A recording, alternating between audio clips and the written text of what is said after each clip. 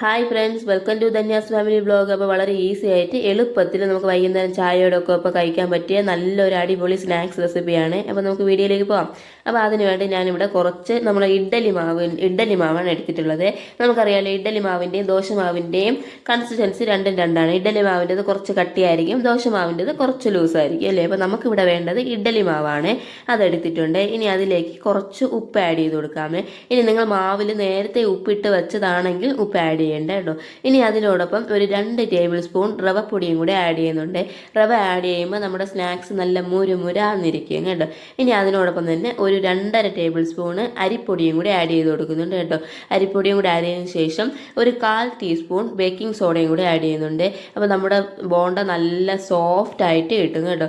ഇനി ഇതിലേക്ക് കുറച്ച് ഇൻഗ്രീഡിയൻസും കൂടെ നമുക്ക് ആഡ് ചെയ്ത് കൊടുക്കാം. വളരെ എളുപ്പത്തിൽ നമുക്ക് ചെയ്യാൻ പറ്റിയ നല്ലൊരു അടിപൊളി സ്നാക്സ് റെസിപ്പിയാണ് കേട്ടോ. എല്ലാവരുടെ വീട്ടിലും എന്തായാലും നമ്മൾ മാവെല്ലാം അരച്ച് സെറ്റാക്കി ഫ്രിഡ്ജിനകത്ത് വെച്ചിട്ടുണ്ടായിരിക്കും അല്ലേ. അപ്പോൾ നമുക്ക് പെട്ടെന്ന് തയ്യാറാക്കാൻ പറ്റിയ ഒരു റെസിപ്പിയാണ്.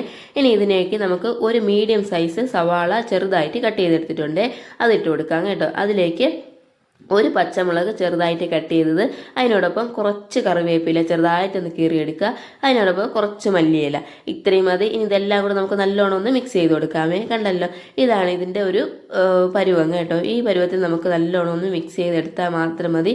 നമുക്ക് എളുപ്പത്തിൽ തയ്യാറാക്കാം കേട്ടോ. നമുക്ക് വൈകുന്നേരമൊക്കെ സ്നാക്സ് ആയിട്ട് ഇപ്പോൾ പെട്ടെന്ന് വേണമെന്ന് തോന്നിയാൽ നമുക്ക് മാവ് എടുക്കുക, ഇതെല്ലാം കൂടെ ഒന്ന് റെഡിയാക്കി എടുക്കുക. എന്താണ്, സവാളയും ഇതെല്ലാം എല്ലാവരുടെ വീട്ടിലും എപ്പോഴും കാണും അല്ലേ. അപ്പോൾ ഇതൊക്കെ വെച്ച് നമുക്ക് പെട്ടെന്ന് നമുക്ക് എന്താണ് മാവ് ഒന്ന് കുഴച്ച് നമുക്ക് റെസ്റ്റ് ചെയ്യാനോ എടുക്കാൻ ഒന്നും വെക്കേണ്ട കേട്ടോ. മാവെല്ലാം കൂടെ ഒന്ന് കുഴച്ചെടുക്കുക, എണ്ണ ചൂടാക്കുക, ഇട്ട് കൊടുക്കുക, നമ്മുടെ സ്നാക്സ് റെഡി. ഒരു 10 മിനിറ്റ് കൊണ്ട് നമുക്ക് തയ്യാറാക്കാം കേട്ടോ. അപ്പോൾ നമ്മുടെ മാവെല്ലാം റെഡി ആയിട്ടുണ്ട്. ഇനി നമുക്കൊരു പാൻ വെച്ച് അതിലേക്ക് എണ്ണ ഒഴിച്ചു കൊടുക്കാം. എണ്ണ ഒന്ന് ചൂടായതിന് ശേഷം കൈ ചെറുതായിട്ടൊന്ന് നനച്ചതിന് ശേഷം നമുക്ക് ഇതേപോലെ മാവ് ചെറുതായിട്ട് നമുക്ക് ഇതിലോട്ട് ചെറിയ ചെറിയ ബോൾസ് ആക്കി നമുക്ക് അതിലോട്ട് ഇട്ട് കൊടുക്കാം കേട്ടോ.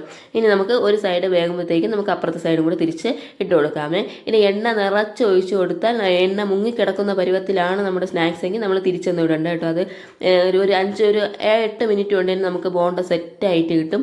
നമുക്കത് എണ്ണയിൽ നിന്ന് മാറ്റാം കേട്ടോ. അപ്പോൾ നമ്മുടെ റെസിപ്പി എല്ലാം ഇവിടെ റെഡി ആയിട്ടുണ്ട്. നമുക്കിനി ഇത് വേറൊരു പാത്രത്തിലോട്ട് മാറ്റി കൊടുക്കാമേ. മാറ്റിയതിന് ശേഷം നമ്മളിനി ബാക്കിയിരിക്കുന്ന മാവും കൂടെ അതേപോലെ നമുക്കൊന്ന് റെഡിയാക്കി എടുക്കാം കേട്ടോ. വളരെ ഈസി ആയിട്ട് നമുക്ക് ചെയ്യാമേ. എല്ലാവരുടെ വീട്ടിലും എന്തായാലും ഇഡ്ഡലി മാവൊക്കെ കാണും. അപ്പോൾ എന്താണ്, നമുക്ക് വൈകുന്നേരമൊക്കെ ഒരു സ്നാക്സ് വേണം അല്ലെങ്കിൽ ചായയോടൊപ്പം ഒന്നും ഇല്ലെന്ന് തോന്നുന്ന സമയത്ത് നമുക്കിത് എളുപ്പത്തിൽ നമുക്ക് തയ്യാറാക്കി എടുക്കാൻ പറ്റിയ നല്ലൊരു സ്നാക്സ് റെസിപ്പിയാണ് കേട്ടോ. അപ്പോൾ മുൻപോട്ട് ഒരുപാട് വീഡിയോസും കാര്യങ്ങളൊക്കെ ഞാൻ ഇട്ടിട്ടുണ്ട്. ചിക്കൻ ഫ്രൈഡേയും ചിക്കൻ പെരട്ടിൻ്റെയും 10 മിനിറ്റ് കൊണ്ട് നമുക്ക് തയ്യാറാക്കാൻ പറ്റിയ ബ്രേക്ക്ഫാസ്റ്റ് റെസിപ്പിയും ഒക്കെ ഞാൻ ഇട്ടിട്ടുണ്ട് കേട്ടോ. അപ്പോൾ അതെല്ലാം ഒന്ന് കയറി കണ്ട് സബ്സ്ക്രൈബ് ചെയ്യുകയും ലൈക്ക് ചെയ്യുകയും സപ്പോർട്ട് ചെയ്യുകയും ചെയ്യണേ. കണ്ടല്ലോ, അപ്പോൾ നമ്മുടെ ബോണ്ട ഇവിടെ റെഡി ആയിട്ടുണ്ട്. കണ്ടോ, നല്ല സോഫ്റ്റ് ആയിട്ടുള്ള ബോണ്ടയാണ്. അപ്പോൾ എല്ലാവരും ട്രൈ ചെയ്ത് നോക്കുക, ഫീഡ്ബാക്ക് അറിയിക്കണേ. മറ്റൊരു വീഡിയോയിൽ കാണാം. ബൈ.